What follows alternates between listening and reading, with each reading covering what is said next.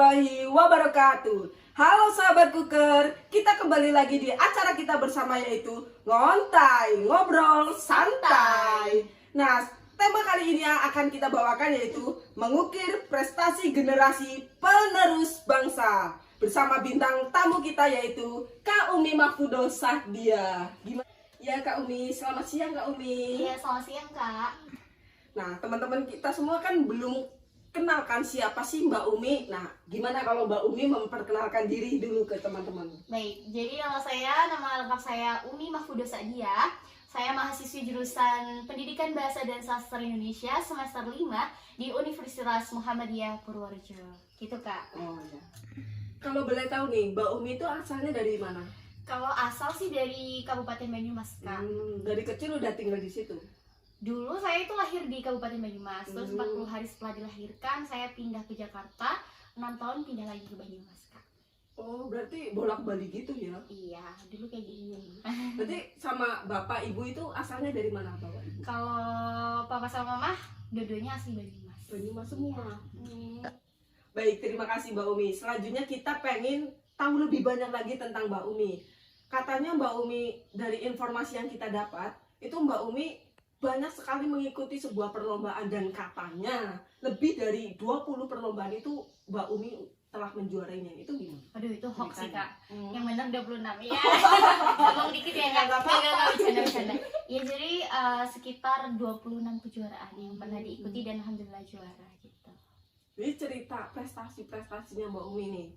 Prestasi apa aja sih yang udah dicapai dari 26 juara yang dijuarainya? Jadi ada 3 atau 4 ya subs lomba yang saya ikuti. Yang pertama itu dari lomba pramuka, yang kedua lomba cipta puisi, yang ketiga lomba baca puisi, kemudian lomba dai atau pidato gitu Kak. Wah, Ya. talent sekali ya Mbak Umi. Aduh. Biasanya kalau lomba-lomba kayak gitu nih, kan ada kayak deg-degan atau apa, itu Mbak Umi gimana cara buat menetralisir biar nggak deg-degan gitu? Jadi ya Kak, gini nih, menurut pendapat saya, nggak ada satupun orang di dunia ini tuh yang berani. Yang ada itu hanya seorang pengecut ataupun penakut yang memberanikan diri. Jadi pastinya yang namanya deg-degan itu setiap mau perlombaan pasti ada kan. Cuma dulu waktu saya SD, waktu lomba di Jepara, itu dikasih tahu sama guru agama saya. Sebelum saya mengikuti perlombaan, sebelum mau dipanggil nih Kak, menuju panggung, itu harus membaca bismillah 21 kali tanpa bernafas. Gitu Kak. Jadi selain baca bismillah 21 kali tanpa bernafas, saya juga mengamalkan membaca sholawat sebelum maju ke panggung. Dan saya ingat kata orang tua saya, kalau misalnya kamu mau lomba dan kamu ngelihat ada banyak sekali audiens ataupun para penonton yang lihat, itu usahakan kita natap mata mereka dan kita ibaratkan orang-orang yang lihat itu seperti cicak. Jadi kita tuh menganggap orang yang di situ, mohon maaf ya, itu kayak hewan yang sedang mendengarkan dan melihat. Jadi kalau misalnya di panggung itu benar-benar semua rasa deg-degan, takut dan lain sebagainya itu hilang semua kayak gitu sih. Rasanya kayak ditonton cicak gitu. Iya kayak gitu Kak, ibarat. Jadi lebih percaya diri. Iya pastinya itu. Berarti itu cukup berpengaruh ya buat Mbak Umi. Iya pastinya. Jadi selama ini itu motivasi yang Mbak Umi pegang biar jadi ini loh, aku bisa percaya diri ke orang. Iya benar Kak. Dari tadi kan ada lomba dai, baca puisi, terus cipta puisi dan pramuka. Dari 4 lomba itu apa sih yang membuat Mbak Umi itu berkesan? Yang paling berkesan Yang buat paling Mbak Umi? berkesan ya mungkin yang paling berkesan itu yang lomba di Universitas Gadjah Mada. Waktu itu saya masih kelas 2 SMA Kak. Jadi mungkin kenapa disebut dengan yang paling berkesan itu tingkatnya Provinsi Jawa Tengah dan di Yogyakarta. Nah itu putra putri itu digabung Kak. Biasanya kan kalau misalnya perlombaan dai itu kan antara putra dan putri dipisah. Nah ini digabungkan dan itu ada babak final di mana kita pertama menampilkan pidato ataupun dakwahnya, kemudian kita dipilih 3 terbaik untuk dilombakan lagi. Nah 2 di antara saya ini itu benar-benar hafid Quran, sedangkan saya masih banyak banget belajar lah ibaratnya kayak gitu ya Kak. Nah lucunya lagi nih Kak, waktu itu kayak mungkin guru saya pesimis atau gimana, saya nggak tahu ya Kak. Waktu perlombaan mau diumumin yang masuk final, itu tuh guru saya tuh di masjid dan guru saya tuh tidur karena mungkin ngerasa kayak nggak berpotensi nih buat juara, soalnya yang ikut itu benar-benar luar biasa banyaknya, dari ratusan, dan itu putra putri digabungkan jadi kayak gimana coba Kak bayangin. Dan Insecure yang pastinya. iya pastinya insecure banget ya. Nah setelah perlombaan itu kita dikasih waktu 10 menit doang buat membuat materi baru. Nah coba gimana cara kita ngolah waktu 10 menit itu, kan luar biasa, deg-degan, gugup dan lain sebagainya kan. Tapi saya tanamin kalau misalnya saya dikasih waktu 10 menit, saya hanya akan menghafalkan hadis ataupun dalil. Karena hadis dan dalil itu dalam perlombaan itu pastinya dipertimbangkan untuk menjadi juara kayak gitu kan Kak. Untuk masalah isi nantilah gitu, saya mikirnya kayak gitu. Dan alhamdulillah final udah dilaksanakan, terus saya juga menampilkan semampu dan semaksimal apa yang saya bisa, dan alhamdulillah diumumkan sebagai juara 2 gitu. Alhamdulillah. Berarti ini yang menjadi pencapaian terbesar Mbak Umi. Iya, mungkin ya, walaupun mungkin di Jepara, Solo dan lain sebagainya juga dapat kejuaraan provinsi, tapi mungkin yang di UGM itu yang paling membekas gitu. Saya sampai merinding Mbak Umi dengarnya. Selanjutnya, dari umur berapa sih kok Mbak Umi bisa memulai ini semua gitu? Titik mulanya. Iya, waktu itu kelas 4 ya.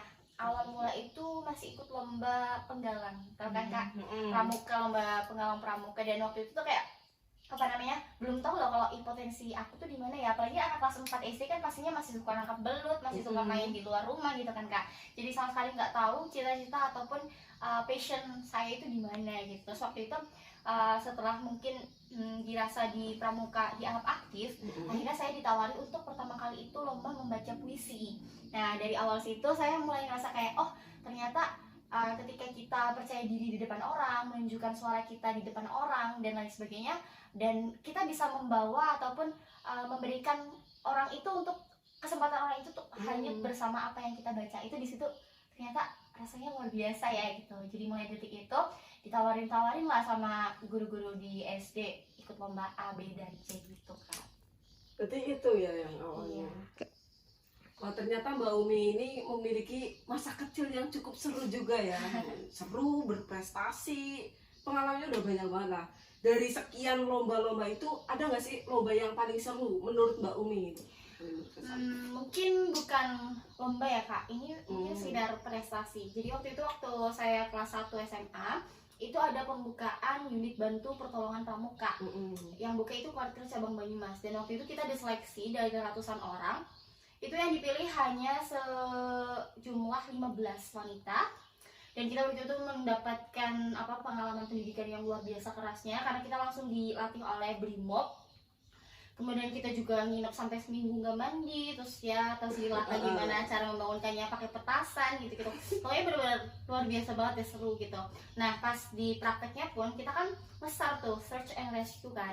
Kita tuh ngesarnya itu bareng sama BPBD dan BPBN. Jadi kita datang ke daerah-daerah yang longsor, kemudian banjir, dan kita ikut mengevakuasi korban dan juga ikut menyelesaikan permasalahan yang mereka dapatkan. Jadi menurut saya untuk yang paling seru kayaknya waktu ikut unit bantu pertolongan pramuka itu Kak gitu.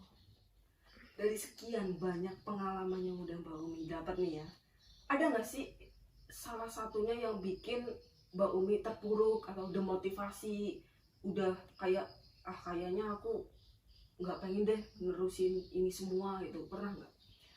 Jadi yang namanya kegagalan itu pasti mengikuti siapa saja yang sedang berusaha. Itu pasti banget Kak. Jadi pasti kemarin aja saya abis ngerasain yang namanya kegagalan waktu lomba baca puisi nasional. Dan itu yang juara 1, 2, 3 itu di luar dari ekspektasi saya. Jadi menurut saya, ini yang bagus ini nih, yang bagus ini nih, yang bagus ini nih. Nah ternyata 3 yang saya ibaratnya kayak yang saya jagokan itu nggak ada satupun yang masuk ke juara 1, 2 ataupun 3 gitu. Sama saya mikir kayak, loh kok bisa ya orang baca puisi tingkatnya nasional sambil duduk. Itu kan menurut saya kayak kok ini banget ya, kayak menyalahi aturan membaca puisi dalam perlombaan nasional gitu. Pastinya waktu itu kayak ngerasa ih kok nggak adil ya, ih kok kayak gimana ya gitu. Tapi saya kembalikan lagi, semua udah ada yang ngatur, semua udah ada rezekinya masing-masing. Jadi ya udahlah, yang udah biarlah berlalu aja gitu. Nggak pernah sih yang kayak aduh sampai down, sampai nangis, sampai gimana gitu, nggak pernah sih Kak gitu. Keren sekali nih ya Mbak Umi. Selanjutnya pasti kan dibalik itu semua ada nih yang mendukung Mbak Umi. Faktor pendukung utama Mbak Umi untuk ini semua itu siapa? Pastinya yang pertama orang tua ya Kak. Maksudnya kayak orang tua itu di atas segalanya menurut saya. Jadi orang tua yang ibaratnya kayak nyemangatin saya terus buat latihan, ayo coba latihan di depan mama gitu, ayo coba latihan di depan mama. Pokoknya orang tua saya tuh selalu minta buat saya latihan di depan beliau, dan kemudian beliau juga memberikan saran dan nasihat dengan apa yang saya tampilkan. Nah, mungkin untuk faktor pendukung juga saya memiliki apa namanya, Someone gitu ya. someone yang dapat dikatakan support semua apa yang saya kerjakan dan apa yang saya lakukan gitu. Jadi setiap ada perlombaan pasti semangat, ayo deh, semangat deh, ini deh gitu. Jadi mungkin itu support system terbesar dalam hidup saya gitu kan. Berarti lingkungan Mbak Umi ini sangat suportif ya? Iya, sangat suportif. Bahkan ketika saya mengikuti perlombaan dan apa namanya minta dukungan ataupun like ataupun komentar, itu teman saya tuh nggak sungkan-sungkan untuk menyebarkannya gitu loh Kak. Bahkan ketika saya mendapatkan juara, mereka itu kayak ikut ikut mengapresiasi apa yang saya dapatkan gitu, entah itu dari snap WA dan lain sebagainya gitu Kak. Jadi saya merasa kayak, wah ternyata aku berprestasi nggak cuma atas nama diriku ya, tapi orang lain juga ada yang ikut senang dengan apa yang aku capai gitu. Saya sampai merinding Kak dengernya. Berarti selama mengikuti perlombaan ini kayak misal jauh ke Jepara atau ke UGM, ke universitas, ke Solo, itu yang nemani Mbak Umi itu orang tua atau Enggak. gimana? Karena kebanyakan dari prestasi yang saya dapatkan ini itu mewakili sekolah. Nanti kan kita tahapan pertama mewakili sekolah Kak, habis itu kita mewakili kabupaten. Nah biasanya kalau lombanya itu di provinsi kayak di Jepara, Tegal, Solo, terus juga UGM, itu pastinya nanti kita berangkat atas nama kontingen Banyumas, udah bukan lagi atas nama sekolah gitu. Jadi kita difasilitasi dengan bis dari Kabupaten Banyumas, kemudian makan dan lain sebagainya udah diatur sama bupati gitu Kak. Berarti gratis ya? Iya, semuanya gratis, dikasih uang saku, dikasih uang makan dan lain sebagainya tuh udah terjamin semua. Seneng banget berarti Mbak Umi. Alhamdulillah. Semangat itu. Nah itu medalinya itu dari mana aja Kak? Oh, jadi ini ya 3 medali yang saya terima ketika saya lulus dari SMA saya, SMA Negeri 2 Purwokerto. Ini yang pertama yaitu Gerakan Pramuka dari Kuartir Cabang Banyumas, karena saya mengikuti aktif dalam kegiatan unit bantu pertolongan pramuka atau SAR. Kemudian ini ada juara 1 lomba baca puisi tingkat Kabupaten Banyumas. Kemudian saya juga mewakilkan di Kodim untuk lanjut ke Kodam. Terus yang ketiga yaitu ada juara tingkat Jawa Tengah lomba dai atau daiyah tahun 2018 yang di UGM. Jadi ini dibuatkan oleh sekolah sebagai kenang-kenangan gitu Kak. Dan ini cuma baru beberapa aja ya, di rumah itu masih banyak nggak dibawa ke sini semua ya? Iya Kak, dan ada juga beberapa yang ditahan sama sekolah. Misalnya kan sekolah kayak untuk keperluan akreditasi, jadinya kayak oh ini saya membutuhkan piagam aslinya gitu Kak. Di rumah itu banyak piala-piala, apa hadiahnya itu apa aja? Kalau misal piala pastinya diminta sama sekolah kan Kak. Mau kita kayak gimana pun tingkatannya, provinsi kayak atau gimana pun, pastinya diminta sama pihak sekolah. Nah jadi piala saya di rumah itu cuma beberapa yang hanya ingin saya duplikasi sendiri ya gitu, diduplikat sendiri. Nggak ada yang dari sekolah, karena dari sekolah kan udah kasih uang pembinaan. Biasanya gitu kalau di sekolah. Ini ada piagam penghargaan Mbak Umi sebagai juara 1 di bidang lomba cipta puisi. Juara 1 ini lomba nggak tanggung-tanggung gitu ya. Ini persiapannya berapa lama dari juara ini? Kalau misalnya lomba itu, saya jujur aja ya Kak, kalau misalnya ditanya mengenai perlombaan, itu pastinya saya akan mengatakan bahwa saya di cipta puisi ataupun membaca puisi itu nggak pernah yang kayak latihan yang lama gitu loh. Karena jujur saja basic saya itu sebenarnya bukan yang kayak orang yang hobi nulis puisi. Kan kadang ada kan ya Kak orang-orang yang emang dari sananya udah hobi baca puisi. Nah saya ini hanya kebetulan orang yang membuat puisi di saat mau mengikuti perlombaan. Jadi saya nggak pernah kayak yang memanfaatkan waktu luang saya untuk membuat puisi itu nggak pernah gitu Kak. Berarti setiap Mbak Umi mau lomba Baru terus bikin puisi. Tapi ketika kita benar-benar mau mengikuti perlombaan, itu usaha dan doa yang saya lakukan itu emang nggak tanggung-tanggung gitu loh. Tapi emang bukan basicnya hobi bikin puisi gitu Kak. Tapi kok kenapa ya walaupun persiapan yang semepet itu pas mau lomba aja, tapi puisi-puisi yang Mbak Umi ciptakan itu sangat ngena di hati itu. Kenapa? Kenapa? Bakat nggak sih kak? Iya, bisa juga bakat Nggak, ya. bisa. Biasanya kan ada orang yang kayak saya bikin puisi tiap malam tapi nggak ada yang bagus-bagus itu, nggak ngena di hati Itu orang-orang. pelecehan nggak sih? Baik Kak, terima kasih nih atas pemaparannya ya. Selanjutnya ada nggak sih pesan dan kesan buat adik-adik kita, teman-teman kita yang khususnya pengen biar semangat gitu loh dari pesan Kak Umi itu apa? Oke. Jadi gini ya, Marisa boleh ya kak ya? Boleh dong. Oke. Teruntuk generasi penerus bangsa muda budi Indonesia di luar sana, yang pertama kalian itu jangan sampai punya rasa khawatir ataupun rasa takut sebelum kalian benar-benar terjun di dalamnya. Jangan sampai kalian berpikir kayak, wah aku mau ikut lomba ini nih, tapi kayaknya aku belum mampu deh, tapi kayaknya aku nggak bisa kesananya deh atau gimana. Itu tuh jangan dipikirin dulu, karena yang namanya ketika kita udah berusaha semaksimal mungkin dengan apa yang kita ingin capai, itu nanti nggak akan meninggalkan penyesalan gitu loh kak. Jadi kayak sepahit-pahitnya kita nggak juara, kita tuh nggak bakal nyesel karena kita nggak pernah berusaha dengan maksimal gitu. Terus yang kedua, teruntuk muda budi penerus bangsa di luar sana, saya cuma bisa berpesan kepada kalian semua, manfaatkan masa muda kalian sebaik mungkin. Hindari segala macam seks bebas, kemudian mabuk-mabukan, kemudian penggunaan psikotropika dan obat-obat terlarang dan lain sebagainya. Jadi kayak kita itu sebagai generasi penerus bangsa ya kan kak, penerus bangsa sebagai estafet kepemimpinan bangsa ini, kita lah yang akan menggantikan para beliau-beliau yang sedang bertahta dalam negeri ini. Jadi gimana caranya kita sebagai generasi muda harus bisa menjadi generasi yang berkualitas untuk menciptakan Indonesia Jaya yang hebat generasi bangsanya gitu kak. Nah, tepuk tangan buat Mbak Umi dong.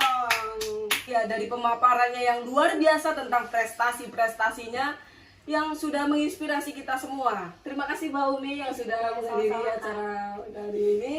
Iya. Berarti kita udah tutup ya? Iya, udah tutup kak. Masih mau ngobrol kak?